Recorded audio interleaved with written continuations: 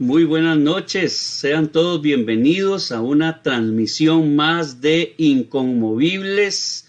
Bienvenidos todos. Qué bendición estar de nuevo por acá.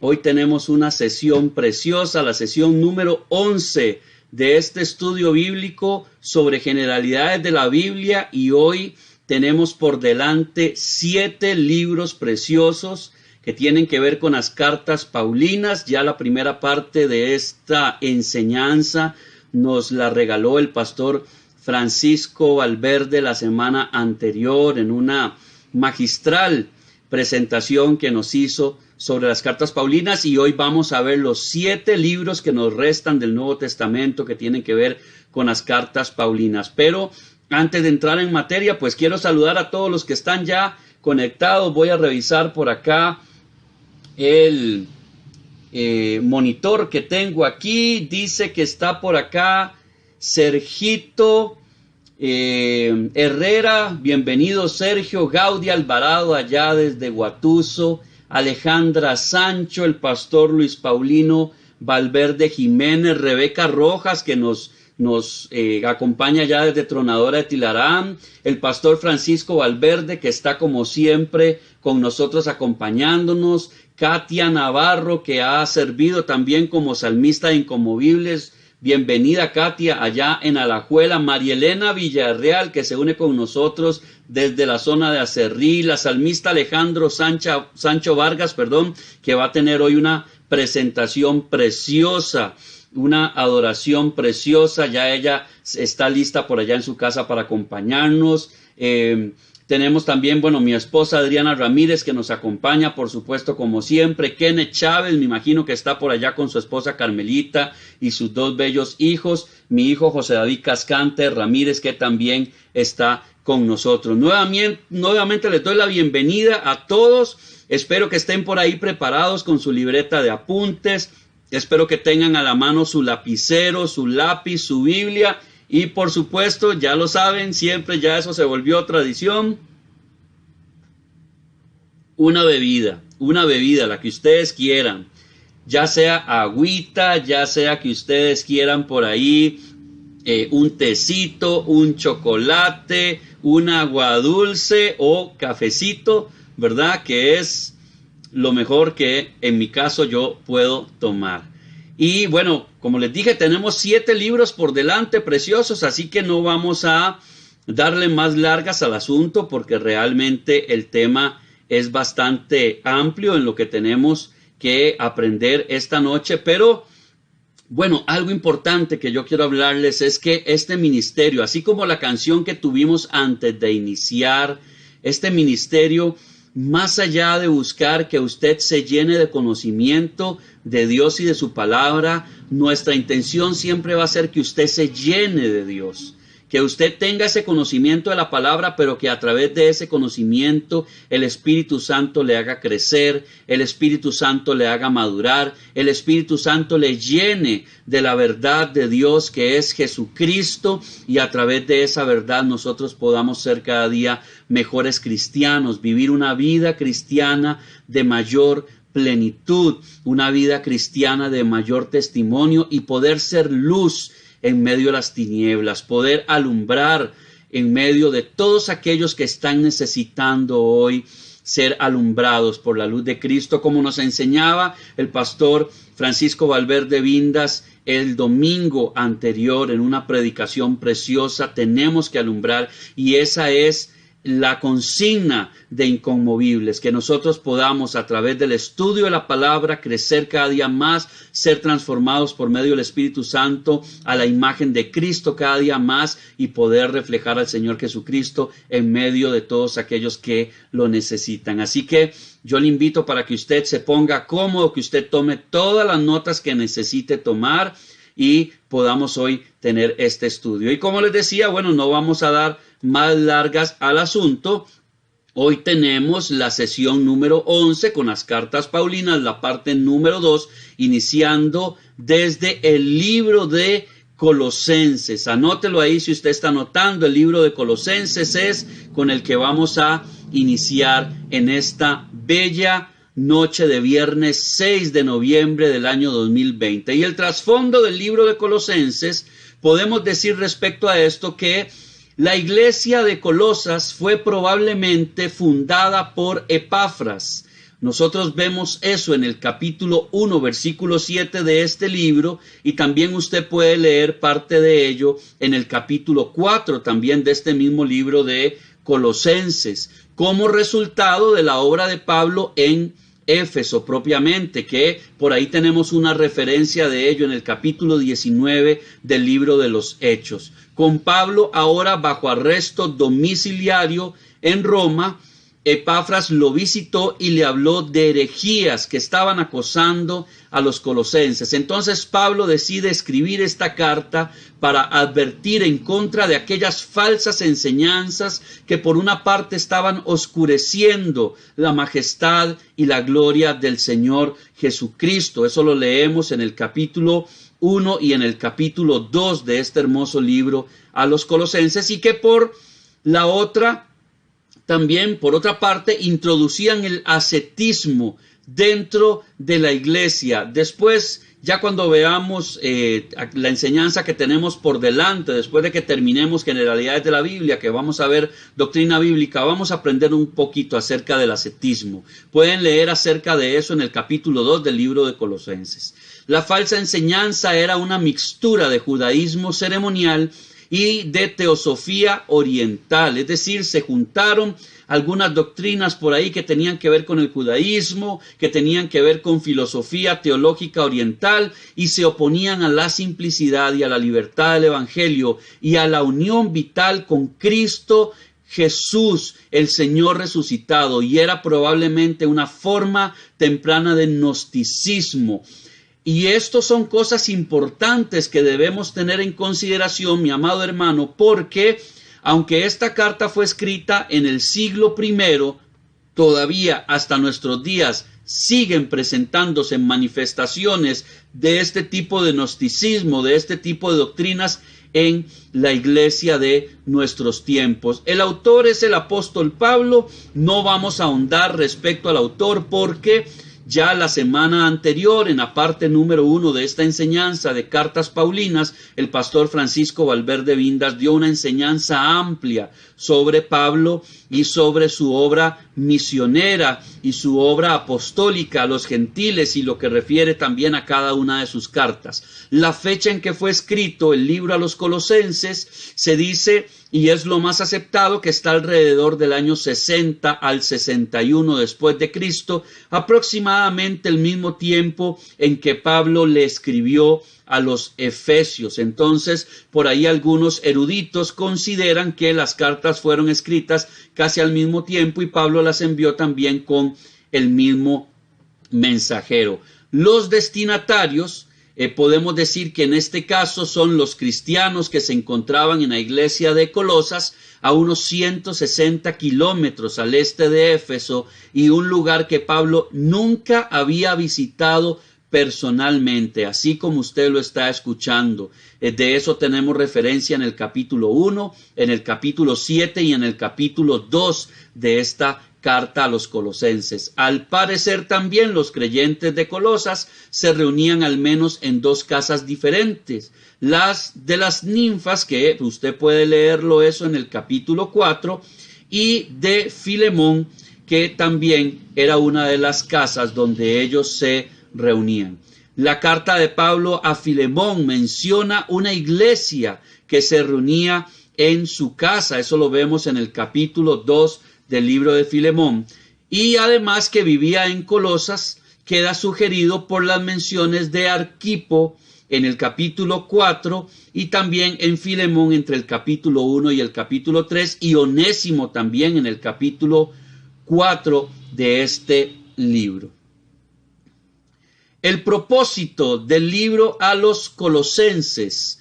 Podemos decir que tenemos dentro del propósito del libro a los colosenses 3 puntos que usted puede tomar en consideración. El primero de ellos es manifestar a los colosenses la solicitud que tenía Pablo por ellos, es decir, ese sentimiento de servirles, ese sentimiento de amor a pesar de que nunca los había visitado, y su preocupación por su desarrollo espiritual y darles también información relacionada con el ministerio. Podemos leer acerca de ese propósito en el capítulo 1 y en el capítulo 4 de esta carta. También como un segundo propósito, podemos decir que Pablo quería presentar al Señor Jesucristo como preeminente en todo y advertir también en contra de toda herejía que pudiera distraerles de aquella preeminencia. Y este dato, mi amado hermano, es importante, es algo que usted y yo tenemos que tomar en consideración, sobre todo en este tiempo donde las redes sociales están jugando un papel muy importante dentro de la evangelización de aquellos que no conocen del Señor y también dentro de la enseñanza a los cristianos, porque vemos hoy en día también una gran cantidad de doctrinas heréticas que se están moviendo a través del internet, a través de las redes sociales, a través del YouTube, a través del WhatsApp. Y es importante, aunque algunas personas no lo creen, que nosotros podamos combatir esas enseñanzas heréticas, esas enseñanzas y doctrinas extrañas que se están moviendo dentro de la iglesia. Ahora bien, mi concepto muy personal, lo que yo realmente creo respecto a este asunto de combatir las herejías, no es como algunos están haciendo hoy en día a través de redes sociales, de atacar directamente a personas, de señalar a hombres y mujeres de Dios como apóstatas, como falsos profetas, como falsos maestros, como falsos pastores, porque realmente nosotros no conocemos el corazón de las personas, solo Dios lo conoce.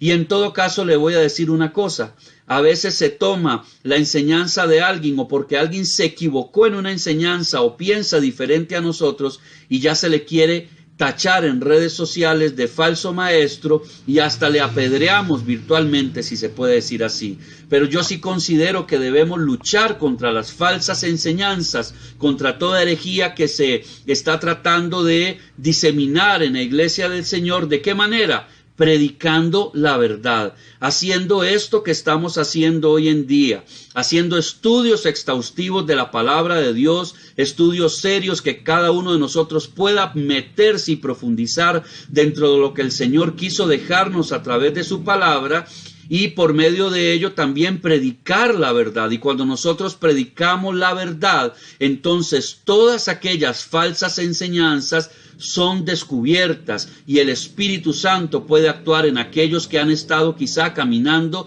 en doctrinas extrañas, trayéndoles a la verdad, y de esa manera poder combatir la mentira, poder combatir la herejía y poder combatir la apostasía de nuestro tiempo, que en todo caso la misma palabra de Dios nos declara que en estos tiempos íbamos a vivir en eso, íbamos a vivir entre hombres y mujeres que han perdido el amor al Señor, que han perdido el amor a su palabra y que se han dedicado a escuchar lo que ellos quieren escuchar por su comezón de oír para justificar su pecado. Pero cuando nosotros predicamos la verdad, el Espíritu Santo hace la obra, porque es el Espíritu Santo quien debe de convencer y quien convence al mundo de pecado. No somos usted y yo, no somos en realidad nosotros los que a través de ciertas palabras disuasivas vamos a lograr que alguien se acerque al Señor, sino que es únicamente el poder de Dios el que puede hacer a través del Espíritu Santo que alguien venga a la verdad de el Evangelio de Cristo.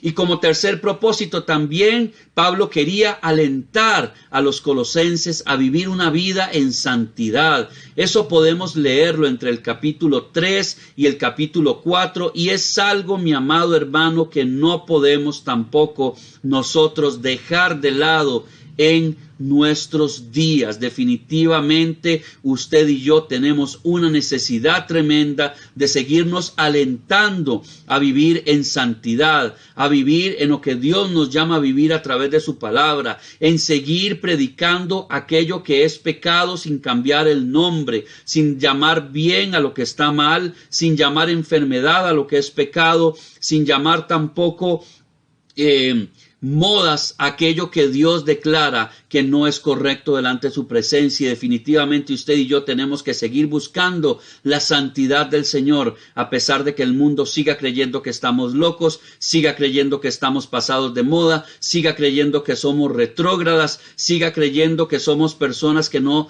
tenemos tolerancia para con los demás. Debemos de proclamar la palabra de Dios tal cual es, y más que eso, vivir a través de la palabra de Dios aquello que predicamos. Sabemos que no es sencillo, pero el Espíritu Santo es quien nos ayuda y quien nos guía día a día para poder seguir caminando a través del camino, la verdad y la vida que es el Señor Jesucristo, y que sabemos que es estrecha la puerta y el camino que nos lleva a la salvación. Así que no claudiquemos en eso. Pablo se lo dijo a los colosenses en el primer siglo, y hoy en día la palabra de Dios por medio del Espíritu Santo nos lo sigue diciendo a nosotros día a día, que debemos llevar una vida en santidad.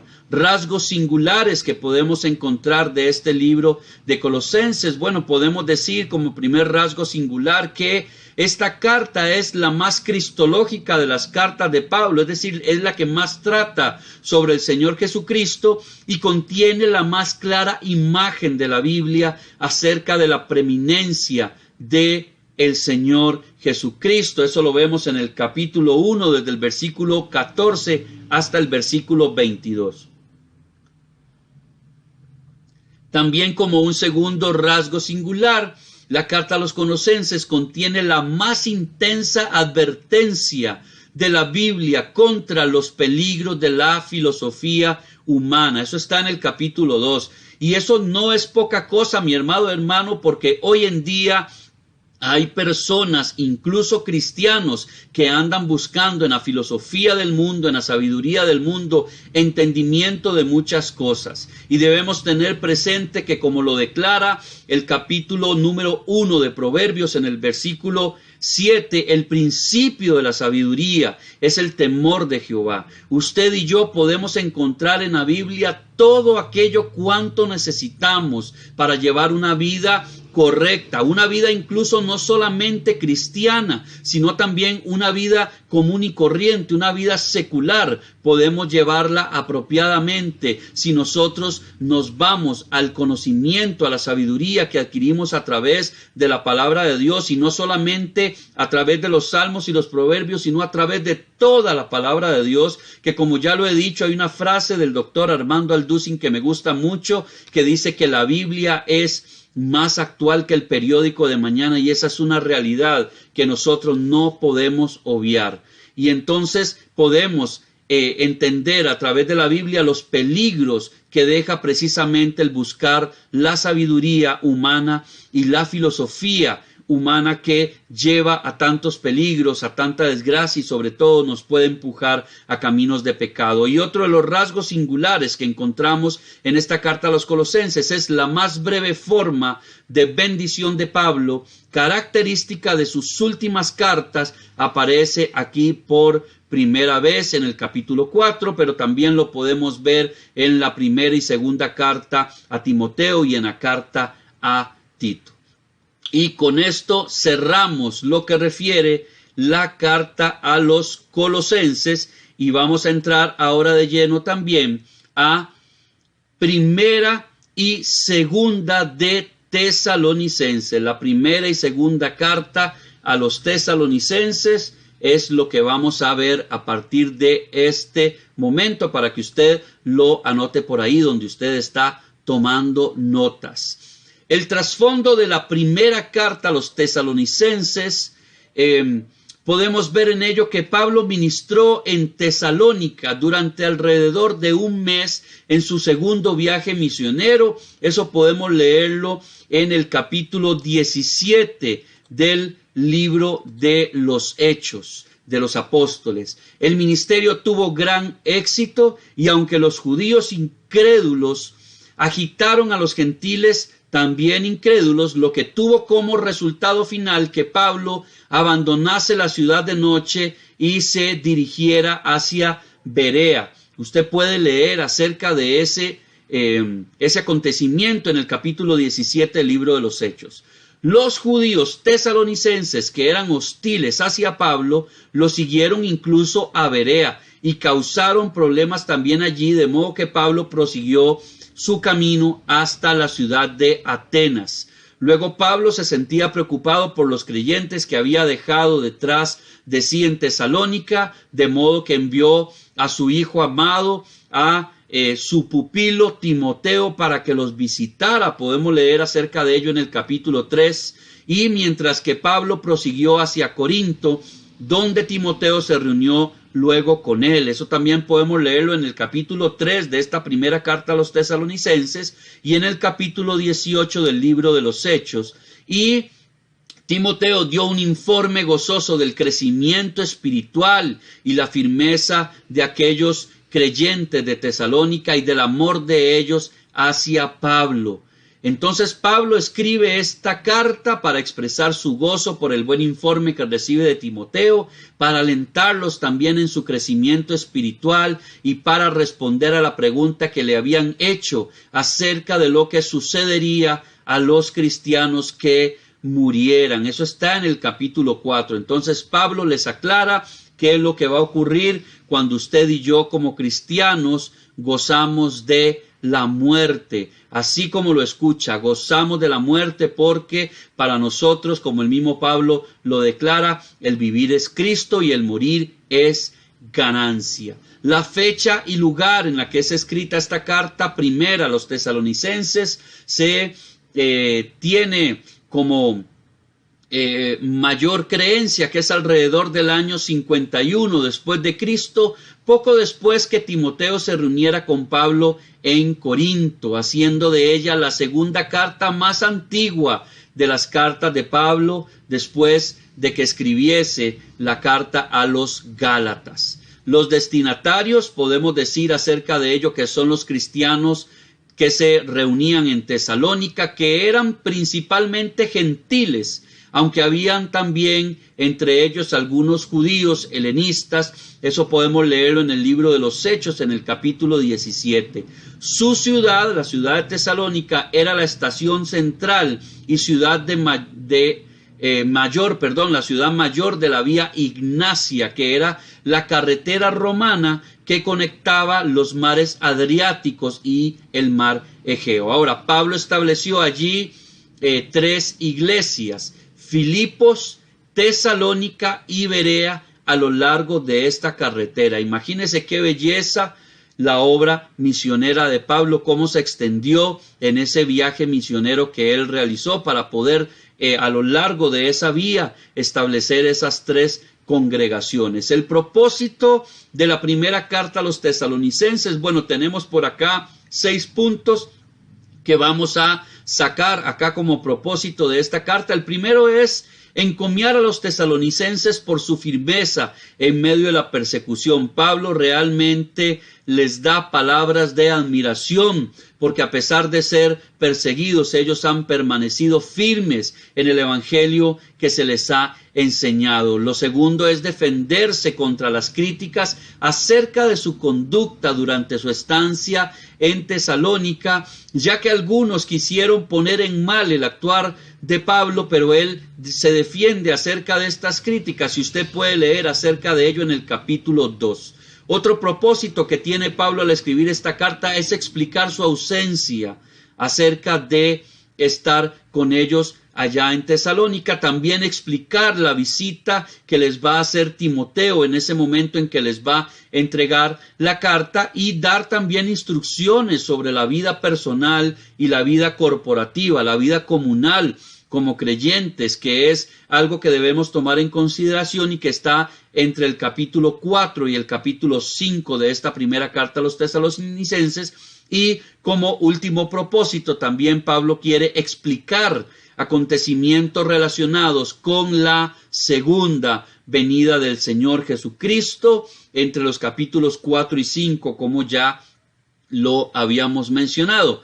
Rasgos singulares de esta primera carta a los tesalonicenses es que habla más acerca de la segunda venida de Cristo que cualquier otra de las cartas que Pablo escribió, y da la más detallada descripción del arrebatamiento en la Biblia. Eso está en el capítulo 4. Si usted quiere conocer acerca del arrebatamiento que va a hacer el Señor Jesucristo a su pueblo, usted puede leerlo en el capítulo 4 de esta carta, entre los versículos 13 y el 18. Además, también, como rasgo singular, esta carta no contiene citas del Antiguo Testamento y tiene pocas alusiones también al mismo, y es una de las cartas de Pablo de más fácil comprensión para sus lectores.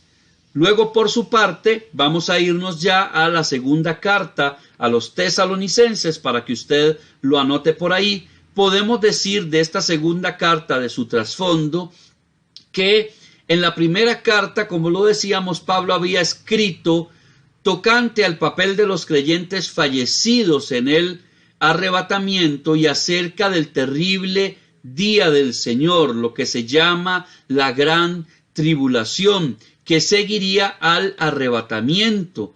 Ahora, confundiendo su actual persecución con los días terribles de los que había escrito Pablo, los tesalonicenses habían llegado a la conclusión de que se habían perdido el arrebatamiento, mi amado hermano, y que estaban ahora sufriendo la tribulación, una confusión quizá reforzada por las enseñanzas de los falsos maestros. Yo no sé si a usted le ha pasado algún día, pero yo no sé si usted en algún momento se ha despertado y de pronto escucha todo en silencio y ve que tal vez en su teléfono celular no hay mensajes o algo así, y usted dice: santo Dios, ¿será que yo me perdí el arrebatamiento? ¿Le ha pasado una cosa tan cómica como esa? Bueno, puede pasarle a cualquiera, y más que cómico, lo decimos así cómicamente, pero puede ser de sustillo. Bueno, imagínese que ellos, por las cosas que estaban viviendo, creyeron en algún momento que se habían perdido el arrebatamiento y por lo tanto no se habían salvado. Pablo escribió esta segunda carta también a los tesalonicenses para mostrarles que aquellos tiempos difíciles no constituían la tribulación de la que él había hablado en su primera carta, y para asegurarles también de las mejores cosas que tenían reservadas como creyentes. Y es que definitivamente, mi amado hermano, el Señor tiene para usted y para mí grandes cosas reservadas. El Padre tiene para todos aquellos que han creído en el Señor Jesucristo, que han decidido seguir al Señor Jesucristo, que han decidido seguir el camino del Evangelio, grandes cosas preparadas por las cuales debemos seguir luchando día a día para llevar una vida digna de embajadores del reino de los cielos.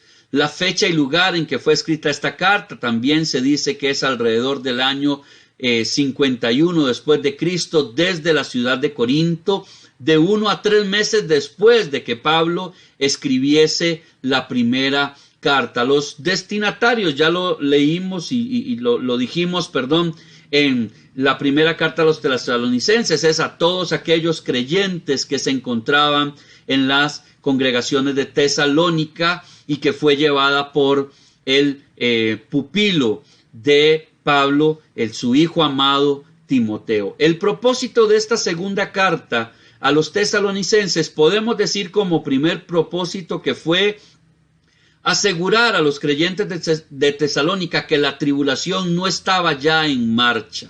Eso para bendición y tranquilidad de ellos. Podemos leerlo entre el capítulo 1 y el capítulo 2 de esta carta. Luego también otro propósito es mostrar que la segunda venida de Cristo los libraría de sus persecuciones y que tendrían como resultado el juicio sobre sus enemigos. Y mi amado hermano, aquí quiero hacer un paréntesis, porque hoy en día se da mucho entre las doctrinas que estamos leyendo en redes sociales o que se están diseminando en la iglesia del Señor. Estamos leyendo y entendiendo de que algunas personas creen y están predicando acerca de que los cristianos vamos a padecer persecución, vamos a padecer el juicio final. Algunos dicen que vamos a padecer la gran tribulación, pero realmente la palabra de Dios es clara acerca de ello, y el carácter de Dios también podemos verlo a lo largo de la Biblia, cómo Dios se ha encargado de salvar a su pueblo acerca de las plagas, acerca del juicio, acerca de la tribulación. Lo vimos con los israelitas que estuvieron en su tiempo en Egipto, cómo Dios los libró de las plagas por la fe en la sangre de el cordero que se sacrificó en ese momento. Lo vemos también como Dios libró a Noé y a su familia del diluvio. Lo vemos también como Dios libró a Lot del juicio contra Sodoma y Gomorra. Y ahí es donde vemos el carácter de Dios. Y así como Dios actuó en el Antiguo Testamento, hoy en día más aún a nosotros a través de la sangre de Cristo, que es el Cordero perfecto, ese Cordero sin mancha, ese sacrificio que fue único, una vez y para siempre. Nosotros hemos sido limpiados del pecado, hemos sido perdonados, hemos sido redimidos. Y Dios definitivamente, al igual que lo hizo en el Antiguo Testamento, va a librar a su pueblo de la gran tribulación y del juicio final. Y eso lo vemos a través del estudio de la Biblia. Así que yo le digo, si usted le han llegado mensajes o ha leído en redes sociales acerca de que los cristianos van a pasar la gran tribulación, eso es totalmente incorrecto, de acuerdo a lo que la palabra de Dios nos enseña, de acuerdo a lo que estamos viendo en esta segunda carta a los tesalonicenses. Y otro de los propósitos que podemos encontrar, el último de ellos, es darle instrucciones a los tesalonicenses acerca de la disciplina que se debe llevar en la iglesia. Usted puede ver eso en el capítulo 3 de esa carta. Como rasgos singulares encontramos en esta carta de Segunda de Tesalonicenses la descripción más detallada de la Biblia acerca del anticristo. Entonces, a veces hay personas que quieren ver todo los temas relacionados con los tiempos finales, la escatología, quieren leerlo generalmente en el Apocalipsis. Bueno, mis amados hermanos, pues podemos encontrar acerca de estos temas en el libro de Ezequiel, podemos encontrar acerca de estos temas en el libro del profeta Daniel, y como usted lo puede ver también en Primera y Segunda de Tesalonicenses. Entonces, como dice el Salmo 119 en su versículo 160, la suma de tu palabra es verdad. La suma de toda la palabra de Dios es verdad, y por eso es necesario estudiar siempre toda la Biblia para poder entender mucho mejor aquellos temas que queremos entender y aprender. Aquí cerramos con esto entonces lo que se refiere a el libro de Primera y Segunda de Tesalonicenses, la carta que Pablo le envía a este grupo de hermanos que vivían en la región de Tesalónica. Y con ello vamos a pasar entonces ahora al primero y segundo libro, o primera y segunda carta del apóstol Pablo a Timoteo, a su hijo amado Timoteo, a su pupilo, a su discípulo amado, como él mismo lo dice en varias ocasiones. El trasfondo de la primera carta a Timoteo, bueno, podemos hablar de ello acerca de que hay detalles cronológicos y biográficos en Primera y Segunda de Timoteo, y también en la carta que Pablo dirige a Tito, que sugieren que escribió esas tres cartas después de haber sido liberado de su arresto domiciliario en Roma. Las cartas son tradicionalmente designadas como las epístolas pastorales, en este caso, porque en ellas Pablo, quizás sintiendo cercana ya su muerte, se centró en establecer un firme fundamento para las iglesias que había establecido, y sobre todo dejarle esas enseñanzas a aquellos que iban a quedar a cargo de algunas de esas iglesias por las que él había trabajado, por las que él había orado y en las que él había levantado la obra misionera del Evangelio del Señor Jesucristo. En su segundo viaje misionero, Pablo había conocido a Timoteo, que era un joven que era de procedencia griega y judía. Podemos leer acerca de ello en el capítulo 16 del libro de los Hechos de los Apóstoles, y que había sido criado con un sólido conocimiento de las Escrituras. Eso lo leemos en la segunda carta a Timoteo, y realmente vemos ahí también una obra muy laboriosa de su madre y su abuela Loida y Eunice, que se encargaron de criarlo y de enseñarle acerca de las Escrituras y de hacer de este joven alguien interesado en el reino de Dios. Timoteo llegó a ser un discípulo de Pablo y ayudante de mucha confianza, y lo sería hasta la muerte de él, según lo vemos en la segunda carta a Timoteo en el capítulo 4. Y aunque al parecer Timoteo era tímido y bastante solitario, Pablo lo había dejado en Éfeso como su representante personal. Luego escribió esta carta para dar instrucciones a Timoteo acerca de las tareas que él tenía que realizar en la iglesia donde había quedado comandando, donde había quedado supervisando y donde quedaría prácticamente, si podemos decirlo de alguna manera, como pastor propiamente ya de la iglesia de Éfeso. La fecha y lugar en que toman nota, al menos esta primera carta a Timoteo, podemos decir que en las notas de los viajes de Pablo, en esta primera carta, incluso hasta la carta de Tito, no concuerdan con ninguno de los acontecimientos del libro de los Hechos de los Apóstoles. Entonces esto, además de las premoniciones de Pablo acerca de su muerte en la segunda carta a Timoteo, sugiere la siguiente cronología de los últimos años de Pablo que vamos a ver a continuación. Lo primero es que Pablo quedó liberado del arresto domiciliario que había comenzado en el capítulo 28 del libro de los Hechos, entre el versículo 30 y 31. Luego Pablo viajó y evangelizó extensamente, como se reflejan las notas de viaje que se mencionan también en ese capítulo del libro de los Hechos. Después de eso, Pablo volvió a ser detenido. Entonces, las notas de viaje que se dan en 2 de Timoteo sugieren una situación de emergencia que afronta Pablo. Y varios comentarios también en 2 de Timoteo reflejan la vida de Pablo en la cárcel. Todo ello podemos leerlo, como le decía, en la segunda carta de Timoteo, en el capítulo 1, capítulo 2, capítulo 4 incluso. Luego fue martirizado, y entonces Pablo esperaba esto en 2 de Timoteo, y la tradición lo apoya también poderosamente, de que él fue martirizado ya estando en la cárcel, ya en este segundo arresto que él sufrió. En 1 de Timoteo fue probablemente la primera de las 3 cartas escrita entre el año 62 y el año 64 después de Cristo desde Macedonia. Podemos ver una referencia de ello en el capítulo 1, en el versículo 3. Ahora, la carta de Tito fue escrita algo después, y 2 de Timoteo debió ser escrita entre 3 y 5 años después, es decir, aproximadamente entre los años 65 al 67 después de Cristo hasta el año 69 después de Cristo. Por ahí más o menos es el rango de fechas en que pudo haber sido escrita la segunda carta a Timoteo. Tenemos 3 propósitos que podemos rescatar de la primera carta a Timoteo. Lo primero es alentar a Timoteo en su fe. Eso lo vemos en el capítulo 1.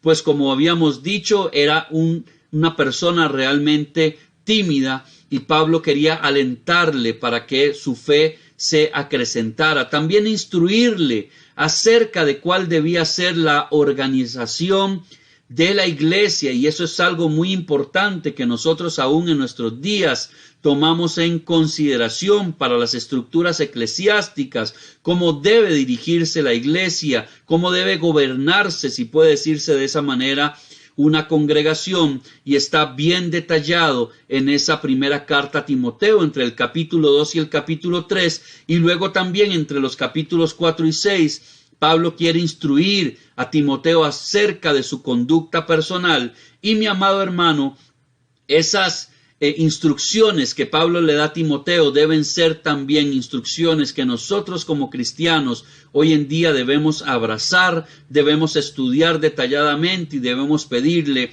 al Espíritu Santo que nos ayude para poder cumplir con el propósito que Dios ha encomendado a nuestra vida, y con una conducta, un testimonio personal que nos ayude a reflejar nuestra fe en el Señor Jesucristo, y que podemos echar mano, por supuesto, de estas instrucciones que Pablo le da a su discípulo Timoteo. Luego, como rasgos singulares en Primera de Timoteo, podemos decir que es uno de los mejores recursos acerca de la organización de la iglesia, como ya lo mencionamos dentro de los propósitos, y también destaca la recta enseñanza en el capítulo 1, versículo 10, pero es principalmente práctica antes que doctrinal, es decir, Pablo le da a Timoteo instrucciones muy prácticas acerca de la vida cristiana, más allá de un tema de doctrina cristiana, de doctrina bíblica. Y eso es algo que nosotros debemos, como le decía,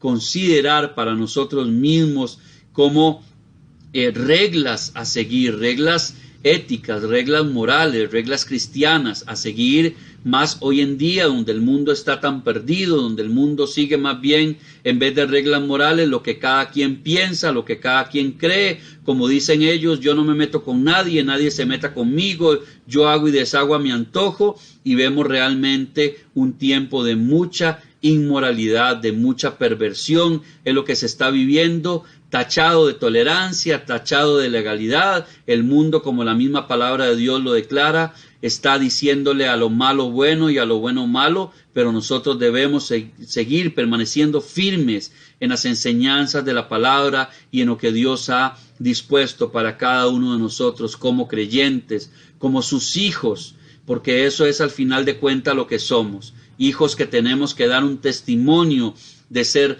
dignos representantes de un Padre celestial como es nuestro Dios.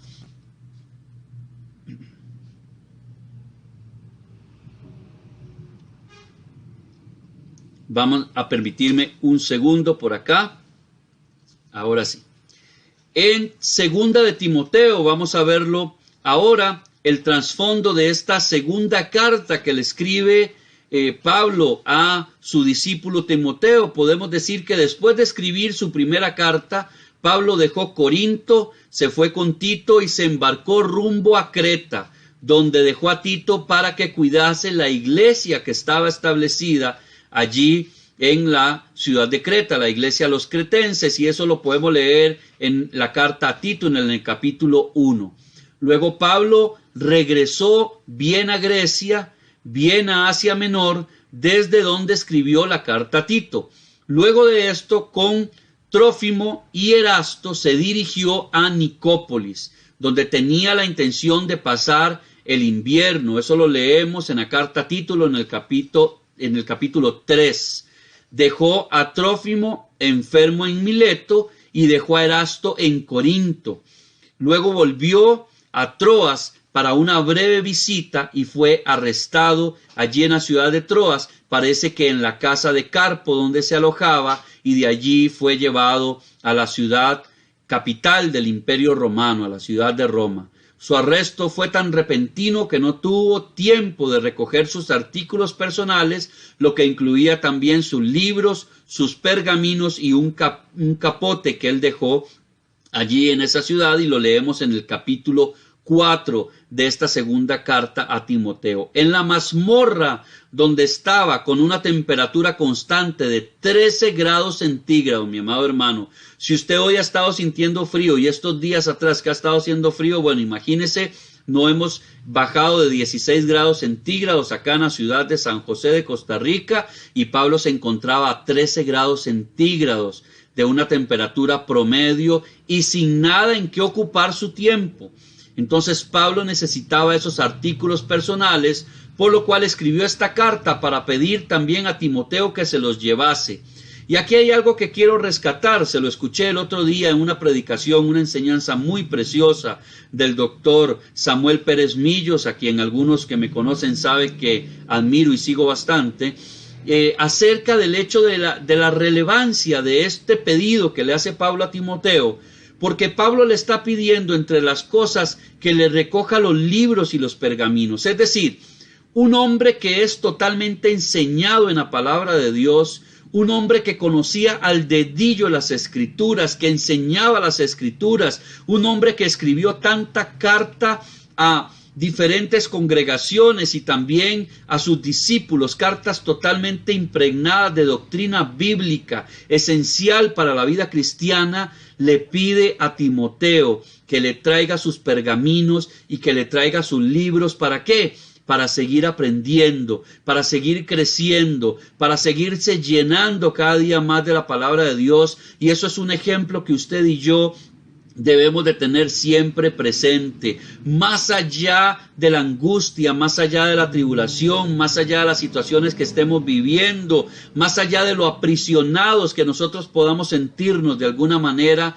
Siempre debemos echar mano de la palabra de Dios, de sus instrucciones, de su enseñanza para seguir creciendo, para tener ese depósito que hay dentro de nosotros, lleno del Espíritu Santo, lleno de la palabra de Dios, y pedirle a Dios siempre que podamos hablar con denuedo su palabra para que otros a través del Espíritu Santo lleguen a los pies del Señor. Ahora bien, antes de pedirle este favor a Timoteo, Pablo le alentó en su ministerio en Éfeso. Y el tono de esta carta, especialmente del capítulo 4, desde el versículo 6 hasta el versículo 22, sugiere que Pablo esperaba ya ser ejecutado muy pronto. No dice nada la palabra de Dios acerca de que si el Espíritu Santo ya le había revelado lo que iba a acontecer, pero Pablo ya parecía que estaba presto a ser ejecutado y sabía que al final de cuentas esa iba a ser su misión final. La tradición dice que Pablo también estuvo encarcelado en esta cárcel de Mamertina, que tenía solo 2 celdas, una debajo de la otra, y que Pablo probablemente estaba en la celda inferior. La fecha en que se escribe la segunda carta a Timoteo, ya lo habíamos hablado, es alrededor del año 67 al 69 después de Cristo. Y como propósitos podemos ver varias cosas. Aunque un fiel discípulo de Pablo, en quien él depositaba su confianza, como lo era Timoteo, parecía carecer de valor y fuerzas naturales, es decir, era una persona tan tímida que parecía que no tenía la suficiente valentía, ni la fuerza, ni el ímpetu para poder llevar la obra adelante. Entonces, por ello, y antes de hacerle varias peticiones personales, Pablo exhortó a Timoteo acerca de las siguientes cosas. Lo primero que hace es exhortarle acerca de la fidelidad hacia Dios y hacia su obra. Esto lo vemos en el capítulo 1. Lo segundo es la persistencia que todo hijo de Dios, todo creyente, pero sobre todo todo ministro de Cristo debe tener. Eso lo vemos en el capítulo 2. Luego la adhesión a la sana doctrina, también en el capítulo 2. Y esto es algo que yo quiero recalcar. Usted y yo definitivamente debemos de adherirnos totalmente a la sana doctrina. ¿Cuál es la sana doctrina? ¿Usted quiere saberlo? La palabra de Dios escrita que usted y yo tenemos en nuestras manos. Esa palabra de Dios. ¿Usted quiere vivir en una sana doctrina? Toda predicación, toda enseñanza, sin importar de quién venga, sin importar cuán famoso sea el ministro, el pastor, el cantante, el evangelista, el profeta, el apóstol, el maestro que esté dando esa predicación, usted tiene que tomar esa palabra, traerla a la luz de las Escrituras y revisar con lupa que todo lo que se está enseñando esté de acuerdo a la palabra de Dios para permanecer, como le decía, en la sana doctrina. No importa cuántas veces necesite hacerlo, usted tiene que ir siempre a la palabra de Dios. Y de esto le voy a decir una cosa. Hay un ejemplo muy grande que nos dan nuestros pastores en la Fraternidad Cristiana Santa Fe, nuestro pastor Luis Paulino, nuestra pastora Eunice. Usted siempre, sin importar lo mucho que ellos saben, sin importar quién está predicando, usted siempre los ve con su cuadernito apuntando las enseñanzas, y tenga por seguro que ellos revisan también a la luz de las Escrituras esas enseñanzas, y así logramos permanecer definitivamente en la sana doctrina, y son ejemplos que debemos tomar. Y yo de paso le felicito porque usted toma el tiempo viernes tras viernes para conectarse a estas transmisiones y para aprender junto conmigo, con el pastor Francisco Valverde, de la palabra de Dios, porque aquí todos aprendemos, Tanto los que estamos de este lado enseñando como ustedes que están del otro lado, todos aprendemos viernes tras viernes cosas maravillosas de la palabra de Dios que nos ayuda a afirmarnos en la sana doctrina, en la doctrina del Señor Jesucristo, en la doctrina de los apóstoles, y es lo que queremos que prevalezca hasta el día de hoy, que podamos volver a las Escrituras, a la sana enseñanza que el Señor Jesucristo nos dejó.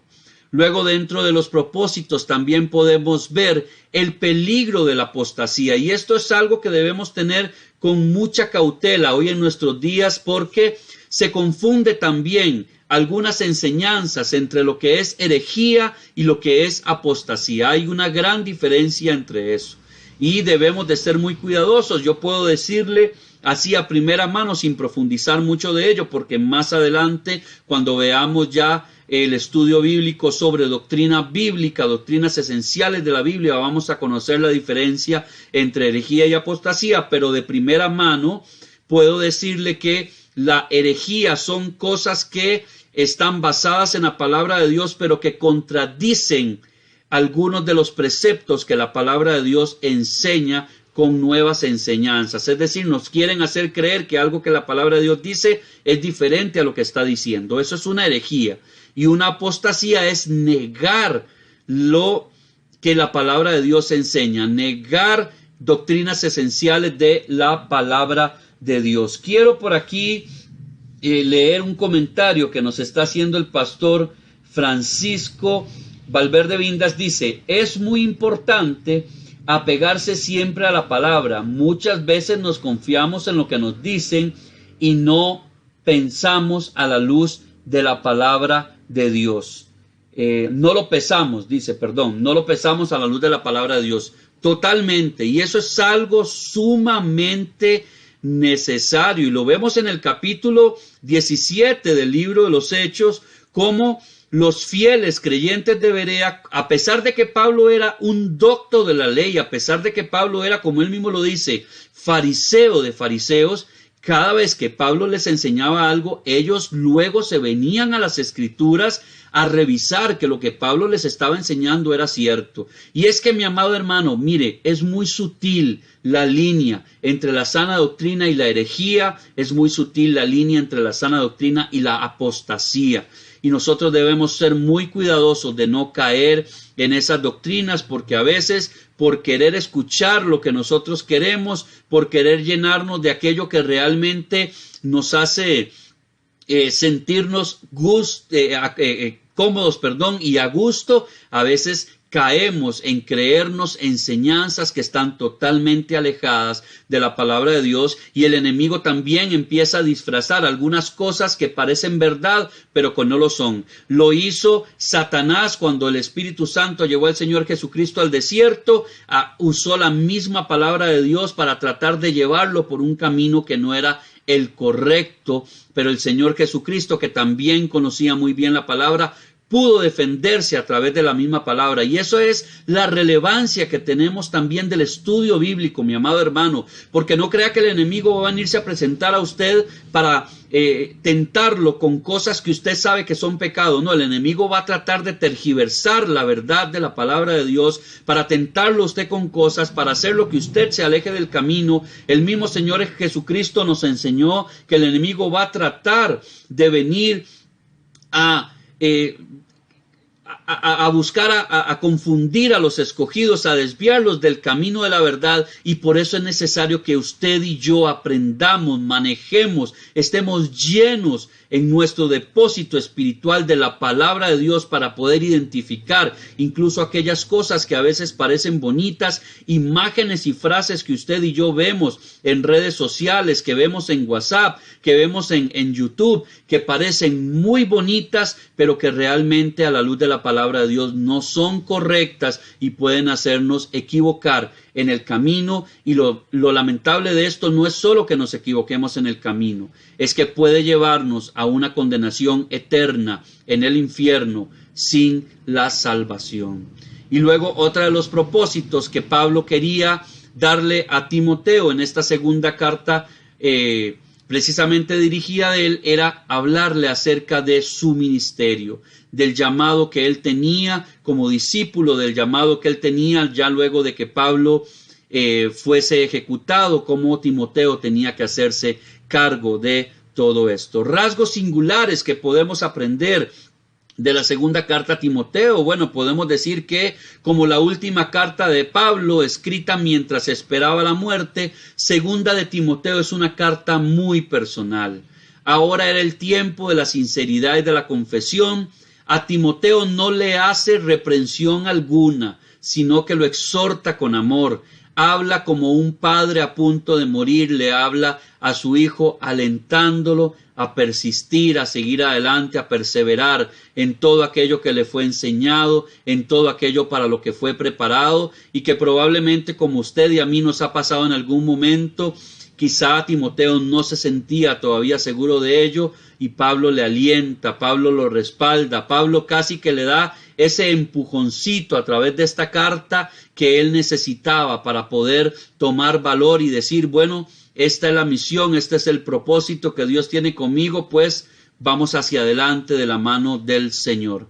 También segunda de Timoteo contiene la declaración más completa de la Biblia acerca de su propio origen y acerca de su propósito. Eso lo vemos en el capítulo 13, entre los versículos 15 y 17. Y aunque escrita unos 1500 años después del acontecimiento, segunda de Timoteo contiene la única mención bíblica de los nombres de los magos que se opusieron a Moisés, y que usted puede leer ese acontecimiento en el Éxodo, en capítulo 7, en el versículo 11. Voy a volverlo a repetir.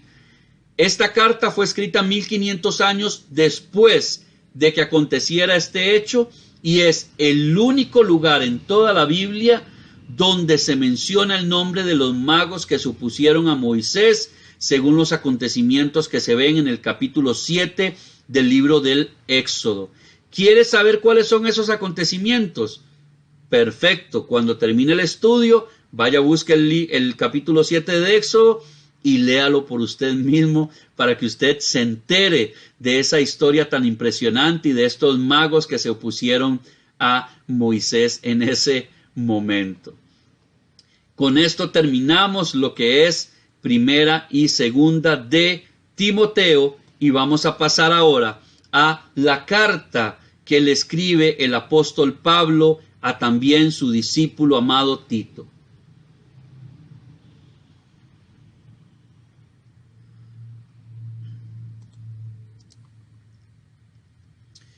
¿Qué podemos decir del trasfondo de esta carta a Tito? Para que usted pueda anotar por ahí. Bueno, podemos decir que Pablo había visitado Creta en su viaje a Roma, ya lo habíamos mencionado anteriormente. Eso usted puede leerlo en el capítulo 27 del libro de los Hechos de los Apóstoles. Y de nuevo, después de su primer encarcelamiento en Roma, tiempo en el que al parecer estableció diversas iglesias, Pablo dejó a Tito para que supervisara aquellas iglesias. Eso lo leemos en el capítulo 1, en el versículo 5 de esta carta a Tito.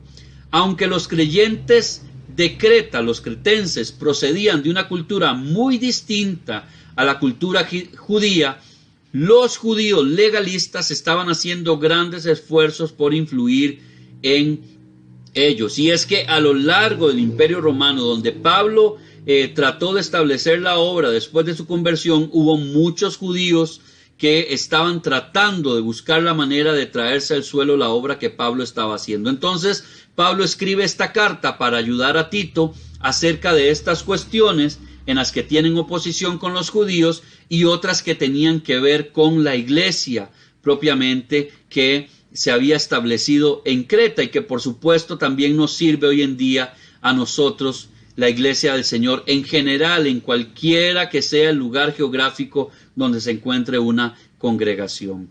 La fecha en que fue escrita esta carta a Tito, podemos decir que hacia el año 62 al 66 después de Cristo, después de primera de Timoteo, y desde algún lugar en Grecia o Asia Menor, donde Pablo se había detenido en su camino a Nicópolis. Eso usted puede verlo en el capítulo 3, en el versículo 12, y también hay referencia de esto en la primera carta a Timoteo. Propósitos de la carta a Tito, que en realidad es bastante pequeña. Bueno, lo primero que podemos decir como propósito es alentar a Tito a completar la tarea de organizar las iglesias que se habían establecido en Creta, en la región de Creta propiamente. Eso lo encontramos en el capítulo 1.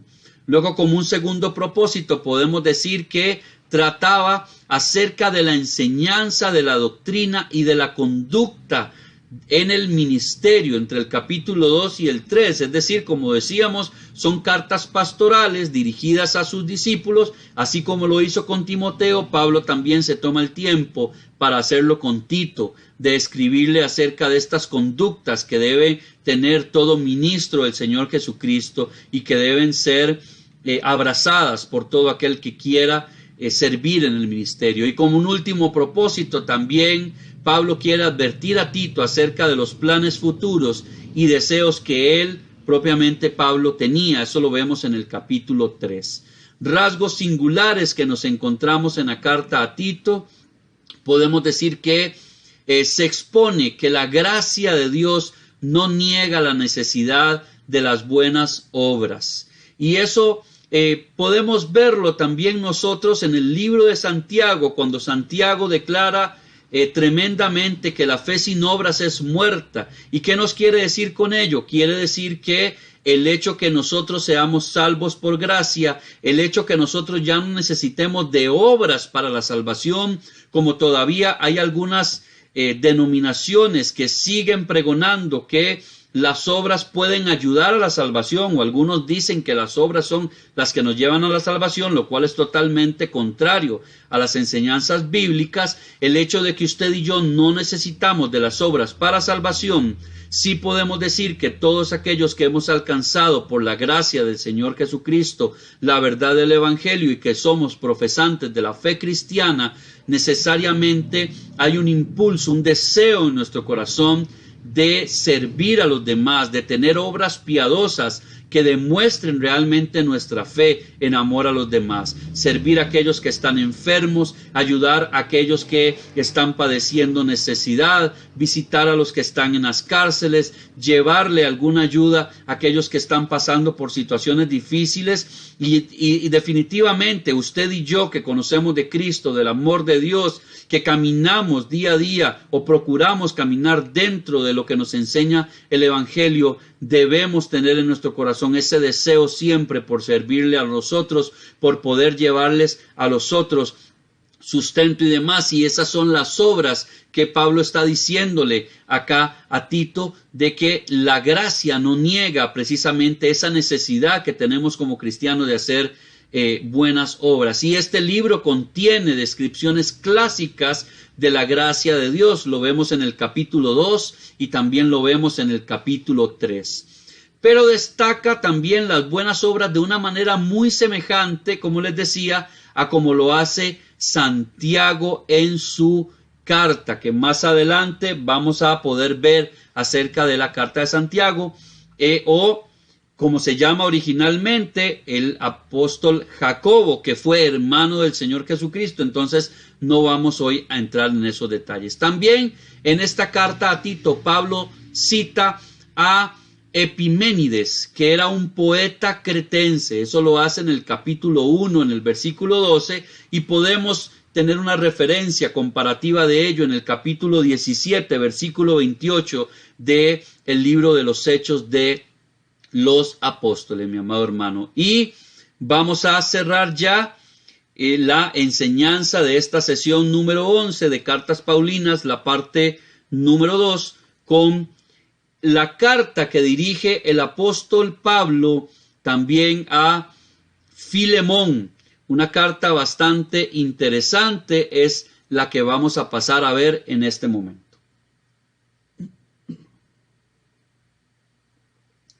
¿Qué podemos decir del trasfondo de la carta que le escribe el apóstol Pablo a Filemón? Bueno, Onésimo era un esclavo de un cristiano que vivía en Colosas llamado Filemón, y había, al parecer, este Onésimo le había robado a Filemón, que era su amo, y luego había huido hacia Roma. Allí estando en Roma se encontró con Pablo, quien lo condujo al Señor Jesucristo, lo condujo a una vida cristiana. Eso podemos leerlo en el capítulo 1, en el versículo 10 y el versículo 18 y 19. Y después de lo cual Onésimo fue de gran ayuda para Pablo, es decir, se quedó con Pablo sirviéndole, atendiéndole por lo que Pablo había hecho con él. Tras haber perdido a Tíquico, tras haber pedido a Tíquico que entregase sus cartas a los efesios y a los colosenses, Pablo le pidió también que devolviera a Onésimo a Filemón. Eso lo podemos leer en la carta a los Colosenses, en el capítulo 4, versículo 9. Junto con esta carta en la que compartía las nuevas de la conversión de Onésimo y apremiando a Filemón a que lo perdonase y a que lo recibiera como a un hermano en Cristo. Es decir, Pablo logró que la vida de Onésimo fuera transformada y ahora se lo devuelve a Filemón totalmente restaurado, totalmente como un creyente más, y le pide que lo reciba, ya no tanto como un servidor, sino más como un hermano en Cristo. Filemón, al ser cristiano, habría seguramente tratado bien a Onésimo, incluso antes de la conversión de este último, pero bajo el Imperio Romano los esclavos no gozaban de ninguno de los derechos prescritos por la ley de Moisés. Aunque Pablo no se enfrentó directamente con la institución de la esclavitud, ni aquí ni en ningún otro pasaje, la clase de relación que contemplaba entre Filemón y Onésimo habría servido para mejorar grandemente la suerte de cualquier esclavo romano con un amo cristiano. Y eso es algo que hoy podemos rescatarlo para nosotros, para aplicarlo en nuestra vida, no por supuesto hablando entre una relación de un dueño y un esclavo, sino más bien una relación entre un jefe y un empleado, un empleador y su subalterno.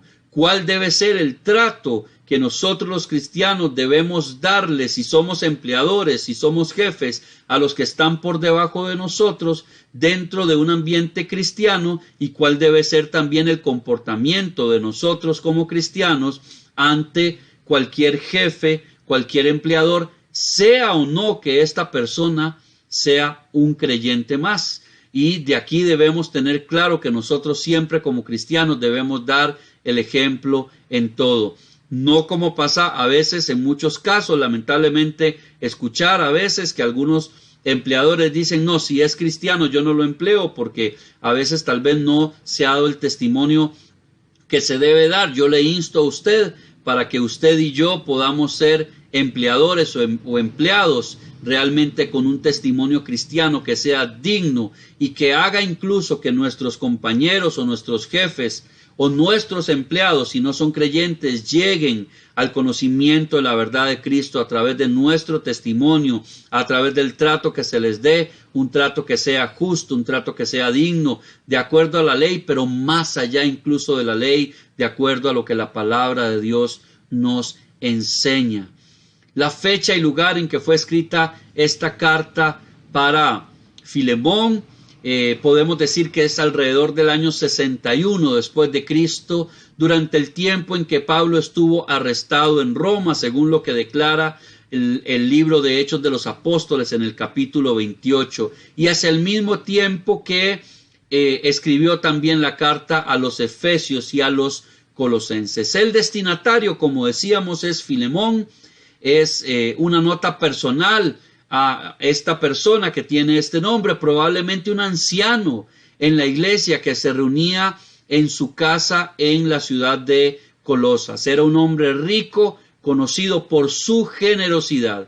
Y en el capítulo 1, versículo 19 de esta carta se sugiere que Filemón había sido convertido también mediante la predicación de Pablo. Por cuanto Pablo nunca había estado en Colosas, es posible que hubiera conocido a Filemón durante su prolongado ministerio en la ciudad de Éfeso, según lo que se nos dice en el capítulo 19 también del libro de los Hechos.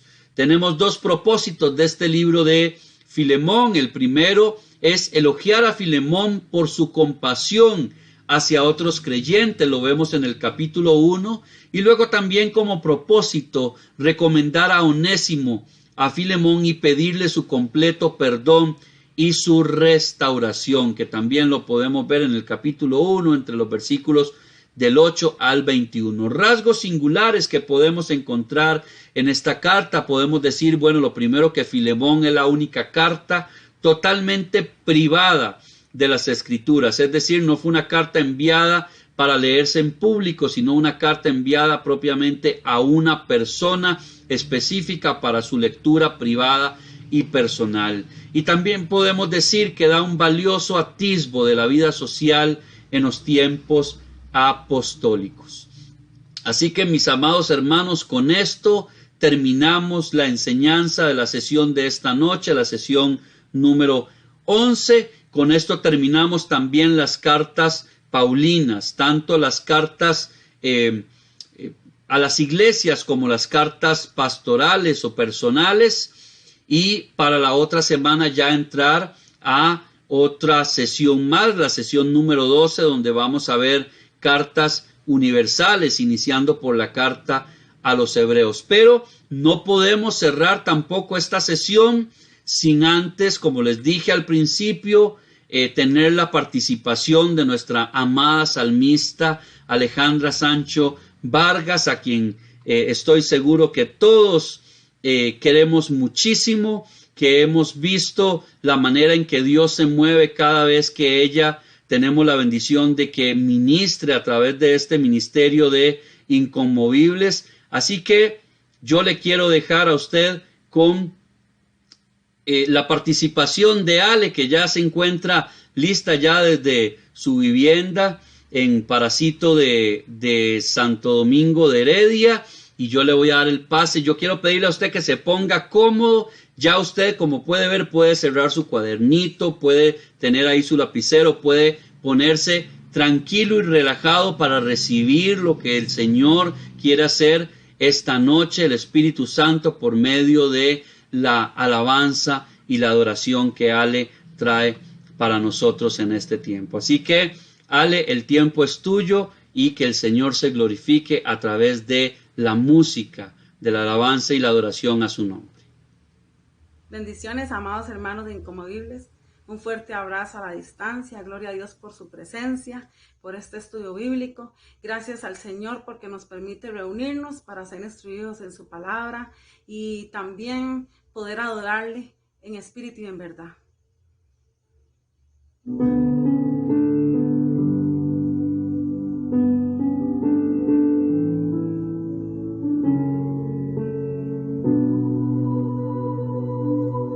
Gracias, Señor.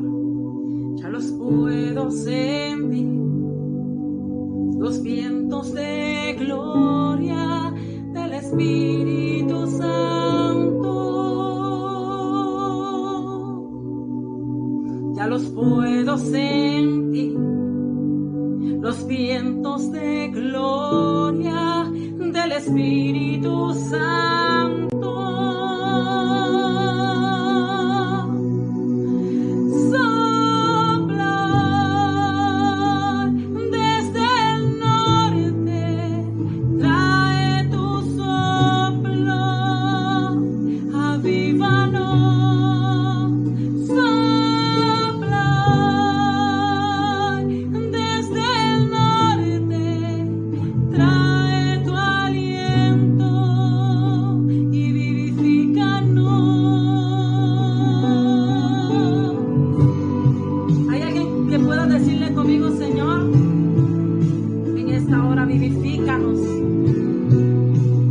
Aviva, Señor Jesús, nuestra vida. Ya los puedo sentir, los vientos de gloria del Espíritu Santo. Ya los puedo sentir, los vientos de gloria del Espíritu Santo. Los puedo sentir, los vientos de gloria del Espíritu.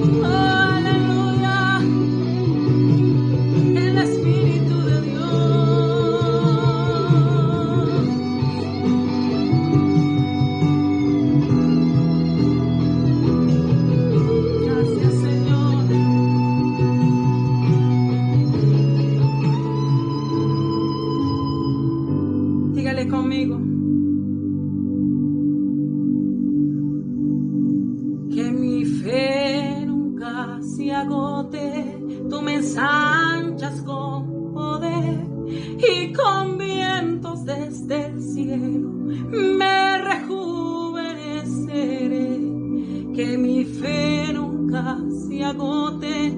Tú me ensanchas con poder y con vientos desde el cielo me rejuveneceré.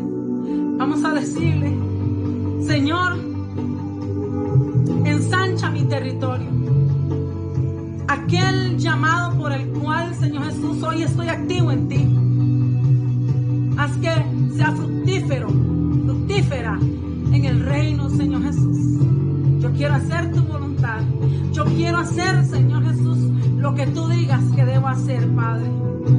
Oh sí, que mi fe nunca se agote. Tú me ensanchas con poder y con vientos desde el cielo me rejuveneceré. ¿Puede decirle? Oh, no se agote.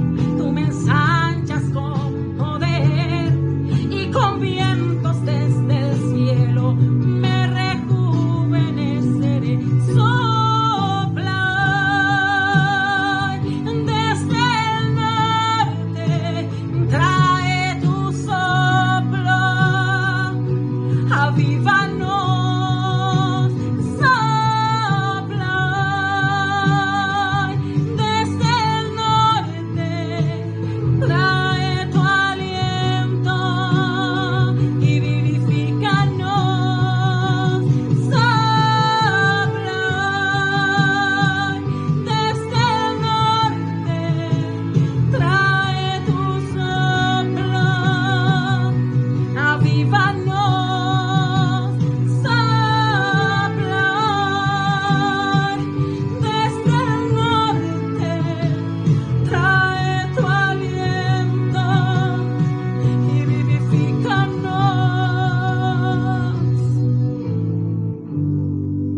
Amado hermano,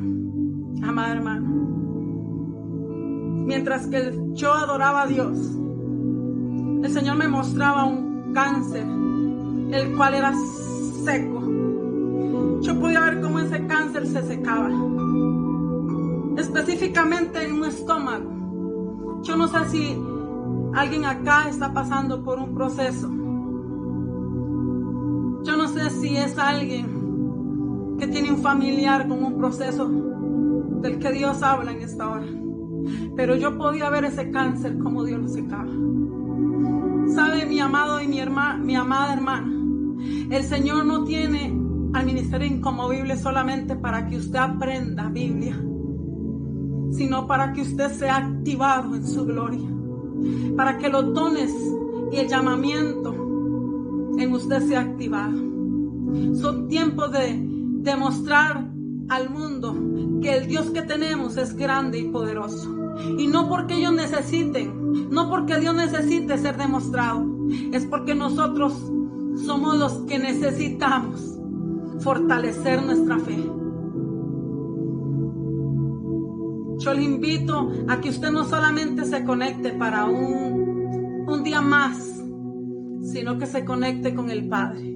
Y usted pueda tener no solamente la expectativa de qué se va a hablar, sino que usted sea partícipe de lo que puede dar. Sean muy bendecidos en el nombre de Cristo Jesús. Y espero verles pronto. Bendiciones a cada uno de ustedes, amados.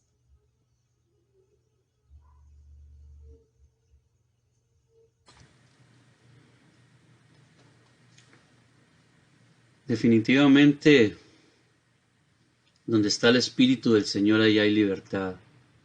Donde está el Espíritu de Dios fluyendo, trabajando, indistintamente de que usted y yo nos encontremos en lugares diferentes, aún a través de las redes, el Espíritu Santo se mueve porque Él está en todo lugar.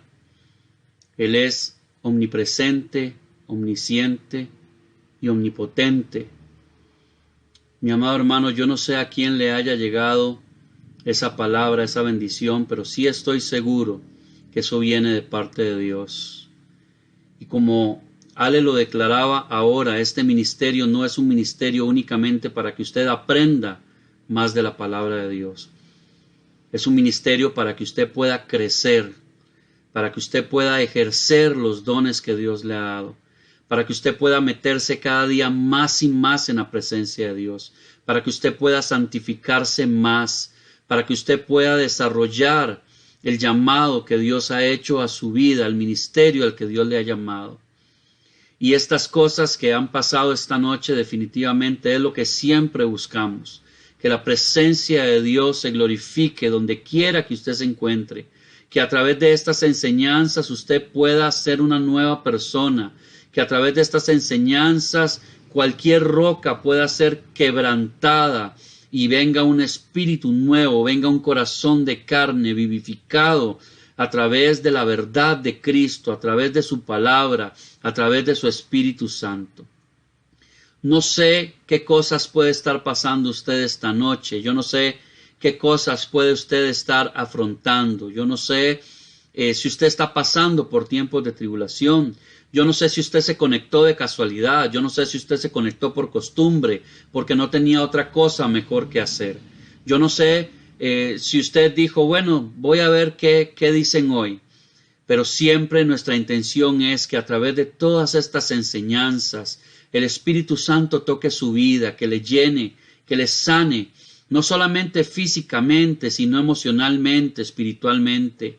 Que usted cuando termina cada transmisión, ya sea que la esté dando yo, ya sea que el pastor Francisco la esté dando, usted pueda decir, hoy he sentido algo nuevo, hoy he recibido algo nuevo, algo diferente de parte de Dios, y usted pueda ser transformado. No importa la situación en la que usted se encuentre, no importa si usted se ha estado enfriando, no importa si usted ha estado cayendo en alguna situación de pecado, hoy es el momento, hoy es el día. Hay esperanza en el Señor Jesucristo. Siempre hay esperanza en Él. Y este es el momento que yo le invito para que usted ahí donde se encuentra, usted cierre sus ojos y usted ore con nosotros en esta noche. Amado Dios y Padre, gracias te damos, Señor, por tu infinito amor, por tu infinita misericordia, Señor. Gracias por el sacrificio de la cruz.